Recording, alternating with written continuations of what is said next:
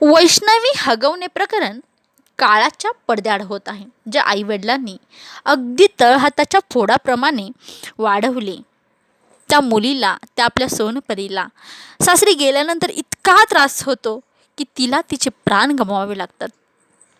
मुलगी ही आईबापाच्या काळजाचा तुकडा असते. महिनाभरासाठी सोशल मीडियावाल्यांनी हे प्रकरण अगदी डोक्यावर घेतलं आणि दिवस जसे सरत गेले तसे हे प्रकरण मात्र लोप पावत गेलं. पण हा लढा फक्त वैष्णवीताईचा नाही, तर समस्त स्त्री जातीचा आहे. अशा माझ्या कित्येक माता भगिनी आहेत ज्या हुंडाबळी झाल्या आहेत. त्यांना न्याय मिळाला पाहिजे. एकीकडे आमच्या वैष्णवीताईसारखी निरागस स्त्री आणि दुसरीकडे करिश्मासारखी राक्षसी. त्यामुळं आपल्या ह्या वैष्णवीताईला गोंडस निरागस हिला न्याय मिळाला पाहिजे. त्यासाठी सर्वांनी प्रयत्न केला पाहिजे.